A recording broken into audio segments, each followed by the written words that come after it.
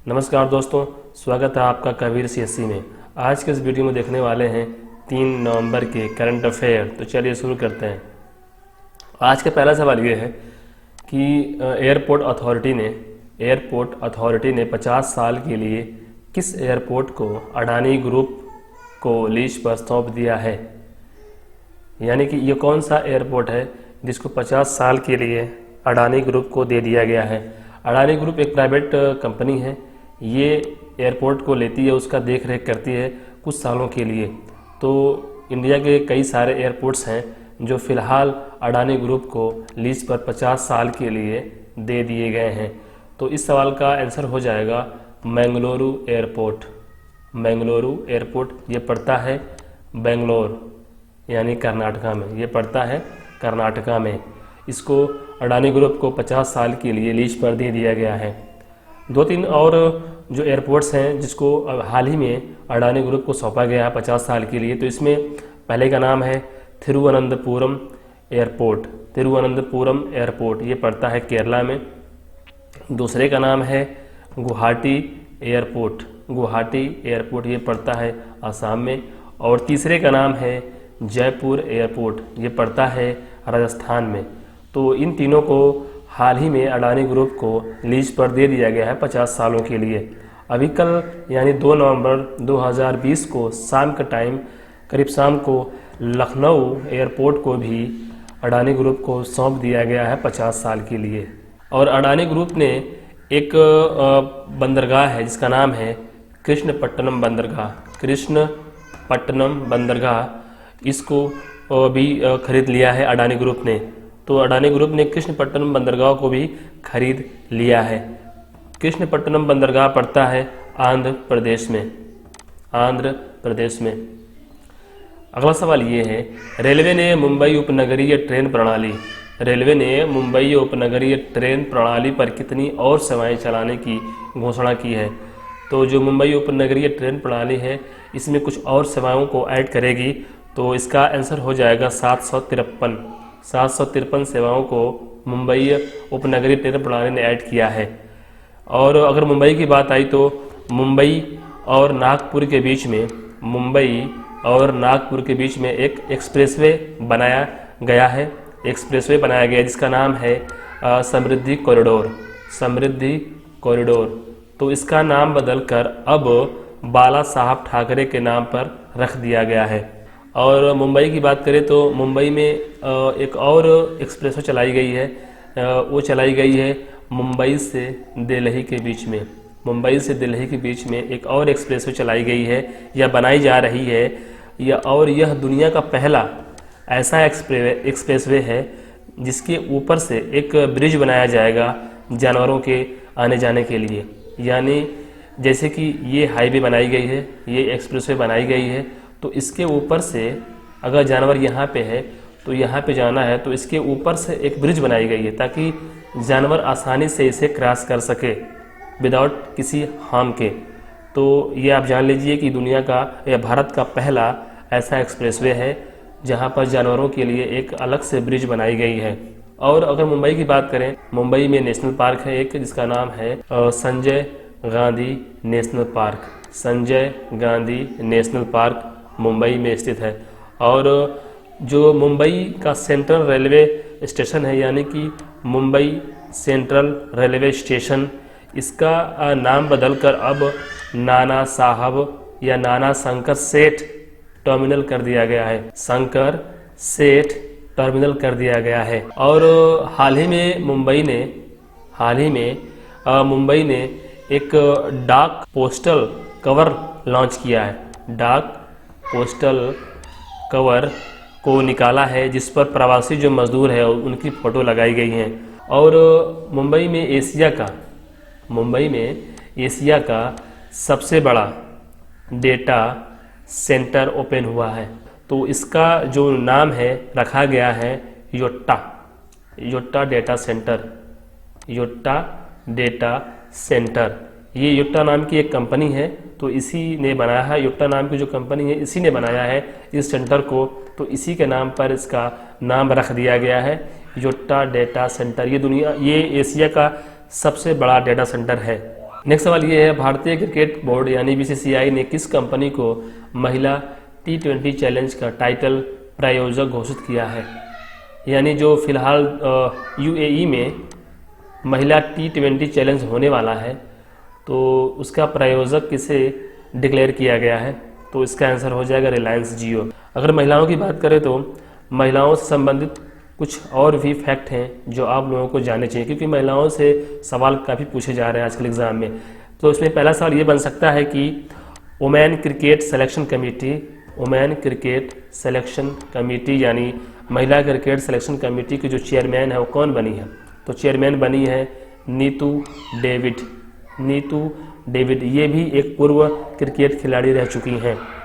और एक cricket club है, एक क्रिकेट क्लब है जिसका नाम है Merrill bone cricket club. Merrill bone cricket club ये पड़ता है लंदन में यानी कि यूके में। तो ये सबसे पुराना और सबसे बड़ा, ये दुनिया का सबसे बड़ा और सबसे पुराना क्रिकेट क्लब है। ये 233 ईयर ओल्ड यानी 233 साल पुराना ये क्रिकेट क्लब है। तो इसकी अध्यक्ष कौन बनी है? तो इसकी अध्यक्ष बनी है क्लेयर कॉनर। Clear Connor. कुछ महिला क्रिकेटर हैं जो ब्रांड एम्बेसडर बनाई गई हैं, जैसे शेफाली वर्मा, ये एक महिला क्रिकेटर हैं, तो इनको पेप्सिको कंपनी का ब्रांड एम्बेसडर बनाया गया है। दूसरी हैं हरमनप्रीत कौर। हरमनप्रीत कौर, इनको WTF स्पोर्ट का ब्रांड एम्बेसडर बनाया गया है। और आखिरी हैं स्मृति मंधाना। स्मृति मंधाना, इनको प्लेयर सपोर्ट की ब्रांड एम्बेसडर बनाई गई हैं। नेक्स्ट सवाल ये है, हर साल वर्ल्ड वैगन डे कब मनाया जाता है? वर्ल्ड वैगन डे कब मनाया जाता है? इस सवाल का आंसर जानने से पहले आप ये जान लीजिए कि वेजिटेरियन और वेगन में अंतर क्या होता है। वेजिटेरियन और वेगन में अंतर क्या होता है? तो वेजिटेरियन मतलब होता है कि शाकाहारी, यानी कि जो मांस नहीं खाते हैं, मांस वगैरह नहीं खाते हैं, उन्हें बोलते हैं वेजिटेरियन। और एक होते हैं वेगन। तो वेगन वो होते हैं, वो पुरुष होते हैं जो व्यक्ति पशुओं से मिलने वाली कोई भी चीज़, पशुओं से मिलने वाली या जानवरों से मिलने वाली कोई भी चीज़ नहीं खाता या उसका यूज़ नहीं करता। पशुओं से मिलने वाली कोई भी चीज़ का यूज़ नहीं करता, उसे बोलते हैं वेगन। ठीक है। तो वेजिटेरियन मतलब ये होता है कि जो मांस नहीं खाता। वेगन मतलब ये होता है कि जो व्यक्ति पशुओं से मिलने वाली किसी भी चीज़ का यूज़ नहीं करता हैं। जैसे आप कह सकते हैं कि पशुओं के चमड़े से जो बेल्ट बनता है उसका इस्तेमाल नहीं करते हैं। पशुओं के चमड़े से जो पर्स बनता है, जो बैग बनता है या जो जैकेट बनता है, इसका इस्तेमाल नहीं करते। यानी आप कह सकते हैं कि पशुओं से कोई भी चीज़ अगर बनती है तो उसका इस्तेमाल ये लोग नहीं करते हैं। इसमें दूध भी आता है, पशुओं से दूध मिलता है तो दूध का भी सेवन नहीं करते हैं। तो इन दोनों में यही अंतर होता है। तो इस सवाल का आंसर हो जाएगा कि वर्ल्ड वेगन डे कब मनाया जाता है। इसका आंसर हो जाएगा 1 नवंबर। 1 नवंबर को मनाया जाता है वर्ल्ड वेगन डे। और अगर सवाल ये पूछे कि वर्ल्ड वेजिटेरियन डे कब मनाया जाता है, तो वर्ल्ड वेजिटेरियन डे मनाया जाता है 1 अक्टूबर को मनाया जाता है। नेक्स्ट सवाल ये है, किस राज्य ने ऑनलाइन गेमिंग यानी जो गेमिंग ऑनलाइन होती है, ऑनलाइन सट्टेबाजी होती है और ऑनलाइन जो जुआ होता है उस पर प्रतिबंध लगा दिया है और केंद्र से गुजारिश की है कि केंद्र जो है 132 वेबसाइटों को ब्लॉक कर दे। तो ये कौन सा राज्य ने इस कदम को उठाया है? तो इसको उठाया है आंध्र प्रदेश सरकार ने। आंध्र प्रदेश के CM हैं जगन मोहन रेड्डी। यहाँ पर विद्या कनुका योजना, आसरा योजना और संपूर्ण पोषण योजना को चलाया जा रहा है। और आंध्र प्रदेश में एक बीच है जिसका नाम है रूसीकोंडा बीच। इसको ब्लू फ्लैग सर्टिफिकेशन दिया गया है। और आंध्र प्रदेश में 3 सिंचाई परियोजनाएं हैं जो आप लोगों को जानने चाहिए। 3 ऐसे सिंचाई परियोजनाएं हैं जो काफ़ी इम्पोर्टेंट है, जो एग्ज़ाम में काफ़ी पूछे जाते हैं। तो पहले का नाम है पोलावरम सिंचाई परियोजना, ये बनाई गई है गोदावरी नदी पे। दूसरे का नाम है चिंतलापूड़ी सिंचाई परियोजना, ये बनाई गई है गोदावरी नदी पर। और तीसरे का नाम है रायसीमा सिंचाई परियोजना। रायसीमा सिंचाई परियोजना इसको बनाया गया है कृष्ण नदी पर। और आंध्र प्रदेश सरकार ने महिलाओं के लिए कुछ कैंपेन भी स्टार्ट किए हैं। इस कैंपेन का नाम है ई रक्षा बंधन साइबर सिक्योरिटी कैंपेन। ई रक्षा बंधन साइबर सिक्योरिटी कैंपेन को स्टार्ट किया है आंध्र प्रदेश ने महिलाओं की सुरक्षा के लिए। और आंध्र प्रदेश में भूमि रिकॉर्ड है उसको रखने के लिए 2 पोर्टल लॉन्च की, जिसका नाम है मी भूमि और एक का नाम है भूदार। मी भूमि और एक का नाम है भूदार। और यहाँ पे कुछ फेस्टिवल हैं, जैसे आंध्र प्रदेश जो है अपने नए साल को मनाता है उगाड़ी के नाम से। उगाड़ी के नाम से मनाता है आंध्र प्रदेश नए साल को। और आंध्र प्रदेश में एक अभी त्यौहार मनाया गया जिसका नाम है बन्नी फेस्टिवल। नेक्स्ट सवाल ये है, राजीव जलोटा को किस पोर्ट का चेयरमैन नियुक्त किया गया है? तो राजीव जलोटा जी को मुंबई पोर्ट ट्रस्ट का चेयरमैन नियुक्त किया गया है। यहाँ पे आप देख रहे हैं जवाहरलाल नेहरू पोर्ट, ये पड़ता है मुंबई में और इसका नाम है नहावा शेवा पोर्ट ट्रस्ट। कोची पड़ता है केरला में, कोची पोर्ट ट्रस्ट पड़ता है केरला में। और कामराजार पोर्ट लिमिटेड पड़ता है तमिलनाडु चेन्नई में। कामराजार पोर्ट लिमिटेड पड़ता है तमिलनाडु के चेन्नई में। नेक्स्ट सवाल ये है, बर्नले यूनाइटेड किंगडम की एक सड़क का नाम किस क्रिकेटर के नाम पर रखा गया है? बर्नले एक सड़क का नाम है, इसका नाम बदलकर अब क्रिकेटर के नाम पर रखा गया है। तो इसका आंसर हो जेम्स एंडरसन के नाम पर इस सड़क का नाम रखा गया है। इसका रीज़न क्या है, क्यों रखा गया है?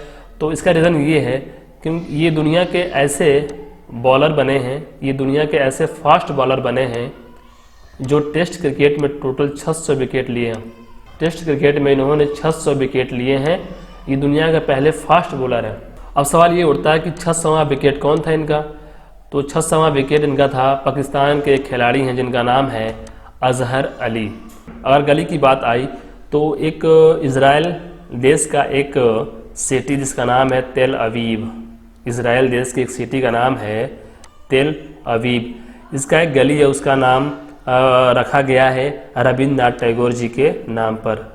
तेल अवीव के एक गली है, उसका नाम बदलकर अब रविंद्रनाथ टैगोर जी के नाम पर रख दिया गया है। नेक्स्ट सवाल ये है, सिस्का ग्रुप ने किसे अपना नया ब्रांड एम्बेसडर नियुक्त किया है? तो ये एक महान एक्टर हैं, इनका नाम है राजकुमार राव। नेक्स्ट सवाल ये है, साइमन अनहोल्ट और इप्सास द्वारा जारी नेशन ब्रांड इंडेक्स में कौन सा स्थान भारत ने हासिल किया है? इसका मतलब ये है, इस सवाल का मतलब ये है कि अगर हम एक नेशन को, एक देश को एक ब्रांड माने, जैसे ब्रांड मानते हैं जूते का ब्रांड होता है, कपड़े का ब्रांड होता है, बेल्ट का ब्रांड होता है, अगर ऐसे ही हम एक देश को ब्रांड माने तो इनके अनुसार भारत एज अ ब्रांड कौन से स्थान पर आएगा? तो भारत इसमें आया है 34वें स्थान पर एज अ ब्रांड, 34वें स्थान पे। तो पहले स्थान पर कौन आया है? पहले स्थान पर आया है जर्मनी और दूसरे स्थान पे आया है ब्रिटेन। पहले स्थान पर जर्मनी और दूसरे स्थान पर ब्रिटेन, और भारत का स्थान है 34वां एज अ ब्रांड। नेक्स्ट सवाल ये है, भारत का पहला टायर पार्क निम्नलिखित में से किस राज्य में स्थापित किया जाएगा? तो टायर पार्क का मतलब ये होता है कि जो भी टायर हैं, जो यूजलेस हैं, जो टायर खराब हो चुके हैं, उनको पिघलाकर उनको रिस्टोर करके कुछ प्रोडक्ट बनाए जाएंगे, कुछ कलाकृतियाँ उस पर की जाएंगी और उसका वहाँ पर उस पार्क में उसको रखा जाएगा एक म्यूज़ियम की तरह, एक उनको देखने के लिए, ताकि लोग आएँ उस पार्क में उन चीज़ों को देखें कि उन टायर को पिघलाकर कैसे कैसे प्रोडक्ट को बनाया गया है। तो एक टायर पार्क बनाया गया है। तो ये कहाँ बनाया गया है? ये बनाया गया है पश्चिम बंगाल में। पश्चिम बंगाल में भारत का पहला टायर पार्क बनाया गया है। पश्चिम बंगाल में बुक्सा टाइगर रिजर्व है और यहाँ पर एक सुंदरबन टाइगर रिजर्व भी है।